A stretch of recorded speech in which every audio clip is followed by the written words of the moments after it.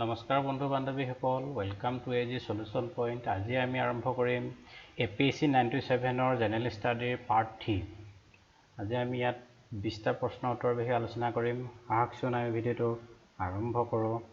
আজিৰ প্ৰশ্ন আৰম্ভ হৈছে 21ৰ পৰা। Who started home rule movement? Home rule মুভমেণ্টটো কোনে ষ্টাৰ্ট কৰিছিলে?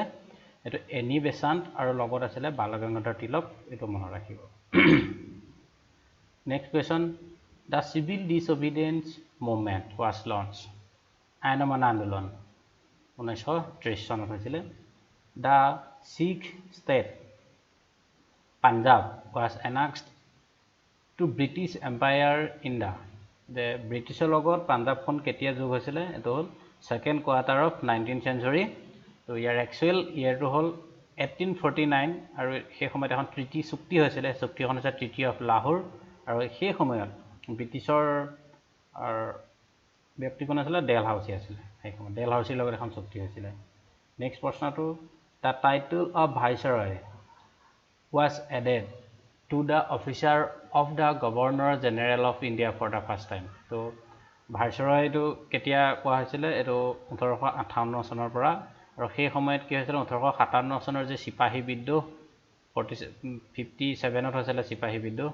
এই চিপাহী বিদ্ৰোহৰ পিছতে ভাৰতৰ শাসনভাৰ ব্ৰিটিছ ইষ্ট ইণ্ডিয়া কোম্পানীৰ পৰা কি কৰিছিলে? ইংলেণ্ডৰ গৃহ চৰকাৰে লৈ গৈছিলে আৰু তেতিয়াৰ পৰাই ভাইচৰয় আৰম্ভ হৈছিলে।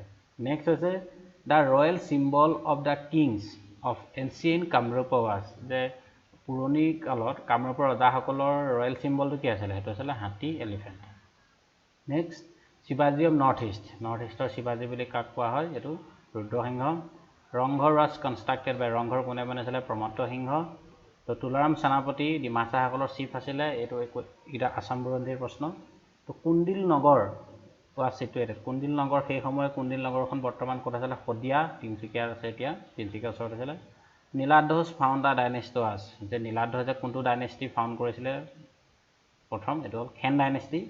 আৰু অৰিজিনেল হোম অফ কফি, কফিৰ সৃষ্টি ক'ত হৈছিলে? এইটো হ'ল Brazil. The largest fishing ground in the world. যে গোটেই বিশ্বতে চবতকৈ বেছি ডাঙৰ মাছ মৰাৰ এখন ঠাই, সেইখন কি আছিলে? New found land water. এইটো এটা আইলেণ্ড হয় আৰু এই আইলেণ্ডটো ক'ত আছে? আটলাণ্টিক অ'চেনত আছে, কানাডাত। Next, Kiel canal is located. Kiel কেনেলটো ক'ত আছে? এইটো হ'ল জাৰ্মানীত আছে। The largest river in Europe. ইউৰোপৰ চবতকৈ ডাঙৰ ৰিভাৰখন এখন আছে, নামটো মনত ৰাখিব, ডানবো ফ্ল'জ থ্ৰু। যে এই ডানবো ৰিভাৰখন ক'ৰ পৰা ক'লৈ বৈ গৈছে? এই প্ৰশ্নটো এনেকৈ সুধিছিলে। তো কেইবাখনো কাণ্ট্ৰিৰ এটা চিৰিজ দিছিলে, 4টা অপশ্যন থকা। তো কাৰেক্ট অপশ্যনটো হ'ল জাৰ্মানীৰ পৰা অষ্ট্ৰিয়া, অষ্ট্ৰিয়া হয় হাংগৰী, হাংগৰীৰ পৰা ছাৰ্বিয়া, ছাৰ্বিয়াৰ পৰা হয় ৰোমানিয়া। তো এইটো হ'ল কাৰেক্ট এনচাৰ। ইয়াৰ পৰা এনেকৈ বৈ গৈছিলে। এইটো জিঅ'গ্ৰাফিৰ প্ৰশ্ন। নেক্সট প্ৰশ্নটো হৈছে the origin of Ganga river near. গংগাৰ আমাৰ যিখন ভাৰতৰ গংগা নদী, তো সেই গংগা নদীখনৰ যিটো অৰিজিন কোনখন তলত দিয়া কোনখন নগৰৰ কাষৰ পৰা হৈছে? এইটো অপশ্যন দি দিছিলে। তাৰ অপশ্যন শুদ্ধটো হৈছে নাছিক, আৰু নাছিক ক'ত আছে? মহাৰাষ্ট্ৰ। নেক্সট প্ৰশ্নটো হৈছে the chief aircraft manufacturing establishment in India in located. কৈছে যে এয়াৰক্ৰাফ্ট মেনুফেকচাৰিং যিটো মেইন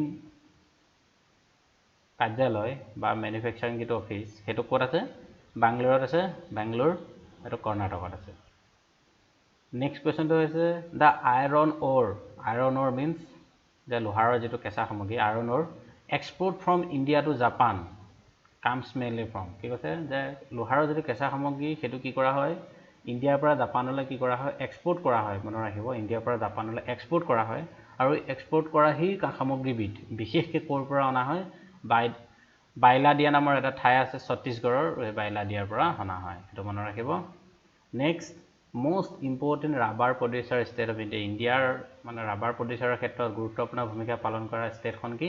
কেৰালা। আৰু কেৰালাত কি হয়? শিক্ষিত হাৰ সকলোতকৈ বেছি। এইটো মনত ৰাখিব। 39 highest population density district of Assam according to 1991 census. 1991 চনৰ যিটো লোকপিয়ল, যিহেতু এইটো 97ৰ এখন পেপাৰ, 91 চনৰ আহিছে। তো এতিয়া আমি 21 চাবলৈ গ'লে বা 20 চাবলৈ গ'লে 11 চাব লাগিব। তো 91ৰ চেঞ্চাছৰ মতে যে কি অসমৰ কোনখন ডিষ্ট্ৰিক্টত কি আছিলে? হাইষ্ট কি আছিলে? পপুলেশ্যন ডেঞ্চিটি আছিলে কামৰূপ মেট্ৰ'।